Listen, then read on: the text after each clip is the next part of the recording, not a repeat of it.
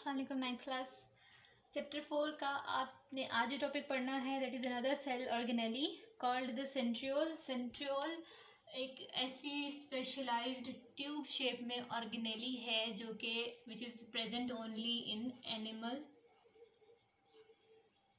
Sales and unicellular organisms.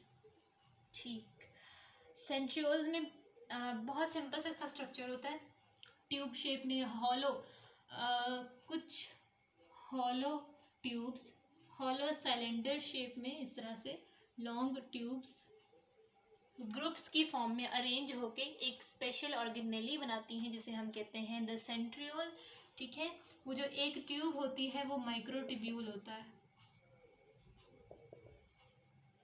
ठीक है, ये जो एक ट्यूब है ना जो अरेंज होके एक सेंट्रियोल का स्ट्रक्चर बनाएगी, that one hollow cylindrical tube is called the microtubule. और माइक्रोट्यूब्यूल हम पहले देख चुके हैं, कहाँ पर थी? सेल के साइटोस्केलेटन के अंदर। ठीक है, माइक्रोट्यूब्यूल और माइक्रोफिलामेंट जो सपोर्ट और स्ट्रक्चर और ये चीज़ें करता था। ठीक, तो इसी तरह उन्हीं माइक्रोट्यूब्यूल से अरेंज होके जब वो माइक्रोट्यूब्यूल्स 3-3 के ग्रुप में, सपोज ये 3 ट्यूब्यूल्स अरेंज हुई हुई हैं इस तरह से, सही, मैं इनको ऐसे शो कर रही हूँ। अगर वो वही माइक्रोट्यूब्यूल्स ट्रिपलेट की फॉर्म में, ट्रिपलेट मीन्स ग्रुप ऑफ 3, ठीक है, ग्रुप ऑफ 3 को हम कहेंगे group of 3 microtubule is called the triplet. ठीक है, तो वो ट्रिपलेट्स इस तरह से अरेंज होके एक सर्कुलर, जब ये इस तरह की 9 ट्रिपलेट्स अरेंज होती हैं, ठीक है, 1 2 3 4 5 6 7 8 एंड 9, सही, ये एक ट्रिपलेट है, ये दूसरी ट्रिपलेट, इस तरह से ये मैंने 9 ट्रिपलेट्स को अरेंज किया है। ये इस तरह अरेंज होके ऐसे लॉन्गिट्यूडनल स्ट्रक्चर बनाती हैं जिसको हम कहते हैं द सेंट्रियोल। ठीक है, when 9 triplets of microtubule are arranged in a circular manner they make an organelle called centriole। ठीक है, और सेंट्रियोल किस में होता है? एनिमल सेल में, और उसके अलावा यूनिसेलुलर ऑर्गेनिजम्स में, प्लांट सेल्स में सेंट्रियोल्स नहीं होते। ठीक, हम इसका फंक्शन देखते हैं। सेंट्रियोल के 2 ही मेजर फंक्शंस हैं जनरली जो एनिमल सेल के अंदर और सारे सेल्स के अंदर। ठीक है, जितने भी सेल्स हैं उन सब के अंदर सेंट्रियोल का एक कॉमन फंक्शन होगा कि जब सेल डिवाइड कर रहा होता है, ठीक है, जब सेल ने डिवाइड करना है तो ये जैसे एक सेल है और ये उसका न्यूक्लियस है, ठीक है, तो उसके न्यूक्लियस के मेम्ब्रेन के करीब यहाँ पर इस तरह एक पेयर की फॉर्म में 2 सेंट्रियोल्स होते हैं। ठीक है, ठीक, हमेशा 2 सेंट्रियोल्स ही न्यूक्लियस के मेम्ब्रेन के करीब outside the nuclear envelope present होते हैं। उन्हें हम उस वो जो पेयर है सेंट्रियोल का उसे हम कहते हैं सेंट्रोजोम। ठीक है, जब इस सेल ने डिवाइड होके 2 डॉटर सेल्स प्रोड्यूस करने हैं ना, ठीक है, ये भी एक सेल होगा, ये भी एक सेल होगा, बिल्कुल इसी के जैसा। जब ये सेल डिवाइड होगा और 2 डॉटर सेल्स प्रोड्यूस करेगा तो उस डिवीजन के दौरान, ठीक है, उस सेल डिवीजन के दौरान ये जो सेंट्रोजोम्स होंगे इनसे कुछ थ्रेड लाइक स्ट्रक्चर्स बनेंगे इस तरह से। ठीक है, उन्हें हम कहते हैं स्पिंडल फाइबर। ठीक, that spindle fibre are important for the cell division. या आप लेटर बाद में पढ़ोगे इसको, ठीक है, चैप्टर नंबर 5 में जाके इसको पढ़ोगे। तो अभी आप इतना याद रखो कि सेंट्रियोल्स क्या है, न्यूक्लियर एनवेलप के जस्ट आउटसाइड 2 सेंट्रियोल्स प्रेजेंट होते हैं जिन्हें हम कलेक्टिवली कहते हैं the centrosome. Those centrioles make thread like structures called the spindle fibre during the cell division. ठीक है, एक तो ये काम हो गया, when cell divide centrioles generate the spindle fiber। ठीक है, एक ये फंक्शन हो गया। इसके अलावा स्पेशली यूनिसेलुलर ऑर्गेनिजम्स के अंदर यही centrioles are responsible for, they make cilia and flagella। ठीक है, जैसे कि फॉर एग्जांपल ये एक बैक्टीरिया है, बैक्टीरिया का सेल है, बैक्टीरियम का, और कैसे मूव करता है ये, इसके पास इस तरह से इसके सेल के आउटसाइड एक लंबा सा स्ट्रैंड सा होगा, ठीक है, विच इज़ फ्लेक्सिबल, और जिसकी इस तरह से वेविंग मूवमेंट होगी तो ये cell left right forward backward move कर सकता है। तो यूनिसेलुलर ऑर्गेनिजम्स के अंदर एक इलोंगेटेड सा structure due to the centriole, centriole से बनता है, ठीक है, उसे हम कहते हैं द फ्लैजेलम। और वो क्या होता है, which is responsible for the movement of a unicellular organism, क्योंकि यूनिसेलुलर ऑर्गेनिज्म में कोई लेग्स और आर्म्स और ये सब तो होते नहीं हैं, तो उनमें मूवमेंट कैसे होती है, with the help of flagellum. ठीक है, अगर तो ये लॉन्ग सा स्ट्रक्चर है तो इट इज कॉल्ड फ्लैजिलम, और अगर यूं बॉडी के सरफेस पे, सेल की सरफेस पे हेयर लाइक बहुत सारे छोटे छोटे स्ट्रक्चर हैं जो कि वेव लाइक मोशन दे सकते हैं, बिल्कुल फ्लैजिलम की तरह। लेकिन फ्लैजिलम क्योंकि लार्ज है और वो बिल्कुल हेयर लाइक है, बहुत टाइनी से हैं and numerous in number, flagellum 1 2 3 ही होते हैं, और जब भी ये स्मॉल स्ट्रक्चर्स होंगे तो ये बहुत ज़्यादा होंगे, ये भी स्विमिंग मूवमेंट देंगे। ठीक है, जब ये इस तरह से वाटर के साथ या किसी भी एक डायरेक्शन में मूव करेंगे, ठीक है, सिलिया, तो फिर क्या होगा, वेव लाइक मोशन होगी इनकी। तो फिर जैसे एक फिश स्विम करती है अपने फिन्स की वजह से, वैसे ही इस यूनिसेलुलर ऑर्गेनिज्म मूव करेगा। ठीक है, तो एक यूनिसेलुलर ऑर्गेनिज्म में या तो फ्लैजेला होंगे या फिर सिलिया होंगे। ठीक है, and both these structures are made by the centrioles. ठीक है, दो हमने इसके फंक्शन देखे सेंट्रियोल के, सेल डिवीजन में स्पिंडल फाइबर फॉर्म करना, और यूनिसेलुलर ऑर्गेनिज्म में सिलिया और फ्लैजेला बनाना, जिसकी वजह से unicellular organism are able to move. ठीक है,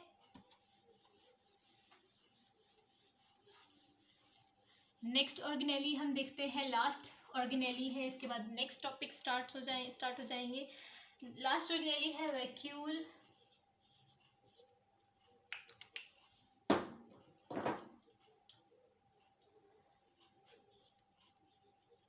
ठीक है, अब जैसे सेंट्रियोल्स सिर्फ और सिर्फ एनिमल सेल के अंदर थे, ऐसे ही vacuoles are present in all cells, but अगर हम देखें एनिमल सेल में तो थोड़े से डिफरेंट होते हैं, और प्लांट सेल में थोड़ा सा डिफरेंट। ठीक है, एनिमल सेल में vacuoles are small and numerous. ठीक है, लेकिन प्लांट सेल में, when plant cell is mature, जब प्लांट सेल फुली ग्रो कर जाता है, तो वैक्यूल्स, जितने भी स्मॉल वैक्यूल्स होंगे ना, जैसे एनिमल सेल में है, तो छोटे छोटे वैक्यूल्स होंगे, वो सब फ्यूज करेंगे, मिलकर एक ही बड़ा वैक्यूल बना देंगे। तो ये अगर प्लांट सेल की सेल वॉल है तो इतना लार्ज सा कोई वैक्यूल इसके सेंटर में होगा, जिसकी वजह से न्यूक्लियस यहाँ साइड पे, माइटोकॉन्ड्रिया यहाँ, ठीक है, क्लोरोप्लास्ट यहाँ, इस तरह से ऑर्गेनेली साइड पे हो जाएंगी। सही, और ये रहा इसका सेल मेम्ब्रेन। सही, तो प्लांट सेल के अंदर as a plant cell grows और matures, the small vacuoles combine to form a large central vacuole। ठीक है, इसलिए प्लांट सेल को जब भी हम इमेजिन करते हैं, उसमें सेंटर में एक बहुत बड़ा सा बैग होता है, पाउच होता है, जिसमें फ्लूइड फिल हुआ होता है। ठीक है, लेकिन एनिमल सेल जब हम इमेजिन करते हैं तो क्या होता है, एनिमल सेल के सेंटर में न्यूक्लियस ही होता है। ठीक है, यहाँ पे कोई हमें लार्ज वैक्यूल नजर नहीं आता, यहाँ पे स्मॉल वैक्यूल्स होते हैं और बहुत कम होते हैं। ठीक है, सही,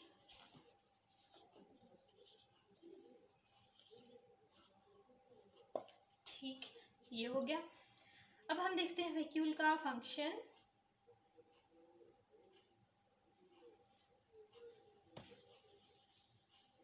एक तो फंक्शन ये हो गया वैक्यूल, क्योंकि आप वैक्यूल को इस तरह से याद रखोगे, वैक्यूल भी एक स्टोरेज बैग है। ठीक है, एक स्टोरेज पाउच है। ठीक, एक ही पाउच है जिसके अंदर बहुत सारा फ्लूइड स्टोर कर देते हैं। ठीक है, अब प्लांट सेल में क्या होता है, प्लांट का जो लार्ज वैक्यूल है it is filled with water, ठीक है, मेनली इसमें वाटर होता है। तो तब क्या होगा, जब एक प्लांट सेल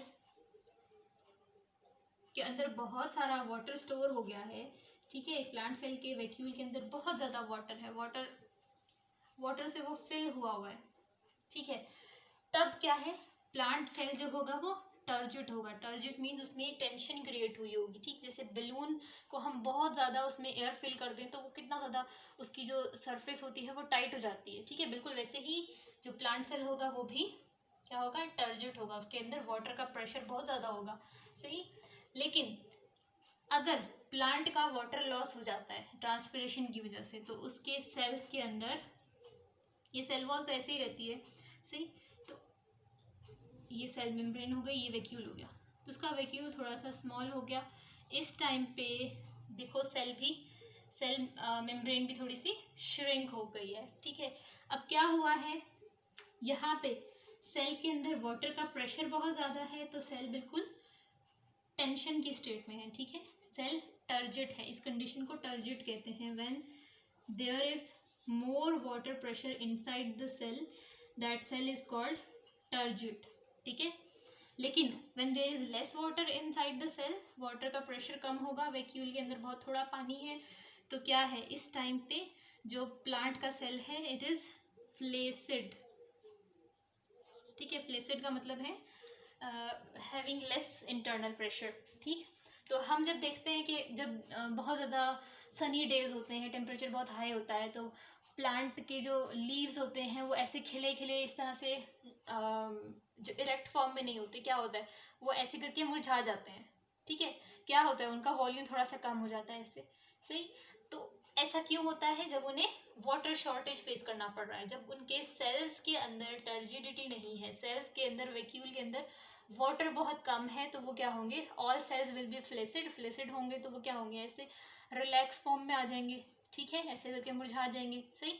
लेकिन अगर हम उसी प्लांट को वाटर प्रोवाइड करते हैं, वाटर एब्जॉर्ब होता है, हर सेल में वैक्यूल में वाटर बहुत सारा स्टोर हो जाता है, सेल्स फिर से क्या हो जाते हैं, टर्जिट हो जाते हैं, ठीक है, टाइट हो जाते हैं, सही, इंटरनल प्रेशर आ जाता है उनके अंदर, तो फिर क्या होगा, वो सारे के सारे सेल्स वापस, वो जो लीफ फोल्ड हो गया था ना, ठीक है, फ्लेसिड हो गया था, वो लीफ फिर से टर्जिट हो जाएगा, ठीक है, ऐसे फुली ओपन हो जाएगा, सही। तो एक काम क्या है, to maintain the turgidity in plants, ठीक है, large central vacuole is responsible to maintain the turgidity in plant cells. इसके अलावा इसका क्या काम हो सकता है, एनिमल सेल को टर्जिडिटी की ज़रूरत नहीं होती, क्योंकि animal body is more complex, more specialized, उसमें स्केलेटल सिस्टम है, स्केलेटन है फुल बॉडी में, उसके लिए सपोर्ट के लिए और सिस्टम्स हैं, ठीक है। लेकिन प्लांट के अंदर जो सपोर्ट है it is due to the turgidity of cells, ठीक। तो एनिमल को टर्जिडिटी की ज़रूरत नहीं है, एनिमल सेल को, सही। तो एनिमल सेल के अंदर वैक्यूल के क्या काम हो सकते हैं, एक तो हमने देख लिया टर्जिडिटी इन प्लांट सेल, एक फंक्शन तो हमने इसका ये देख लिया। Second function is small vacuoles are used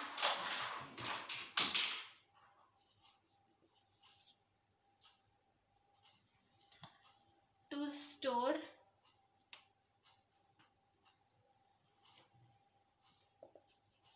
food, ठीक है।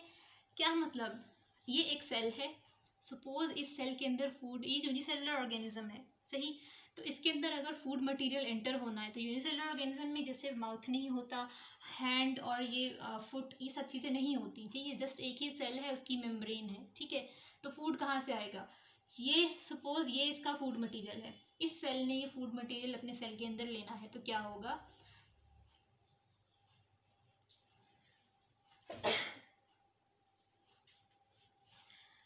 क्या होगा कि ये सेल एक इसकी मेम्ब्रेन, सेल मेम्ब्रेन इस फूड मटेरियल को अपने अंदर थोड़ी सी स्पेस देगी, उसके बाद यूँ प्रोजेक्शंस इस तरह से एलोंगेट होंगी और फिर जाके सेल मेम्ब्रेन यहाँ पे फ्यूज़ कर गई, सही। क्या हुआ, वो जो एक फूड पार्टिकल था, फूड मटेरियल था, वो फूड एक मेम्ब्रेन में इनक्लोज होके सेल के अंदर एंटर हो चुका है, लेकिन किसमें, मेम्ब्रेन में इनक्लोज होके, ठीक है।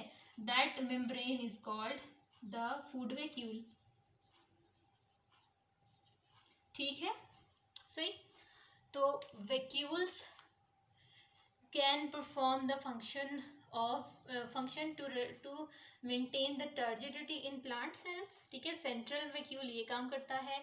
Small vacuoles can take the food inside the cell, ठीक है, सही, इन यूनिसेलुलर ऑर्गेनिजम्स, ठीक।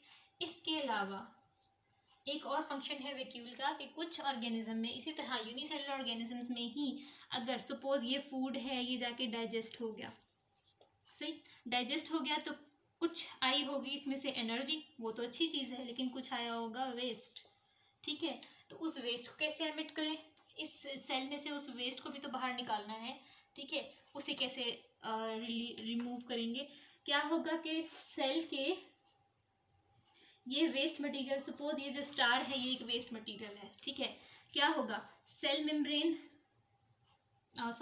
सेल के अंदर से ये जो वेस्ट मटेरियल है ये एक वैक्यूल में क्लोज किया जाएगा। वैक्यूल इज अ पैकेट, ठीक है, membrane, single membrane bounded packet, तो इसको मेम्ब्रेन में क्लोज किया जाएगा, ठीक। उसके बाद ये क्या होगा, this vacuole is called the contractile vacuole, ठीक है।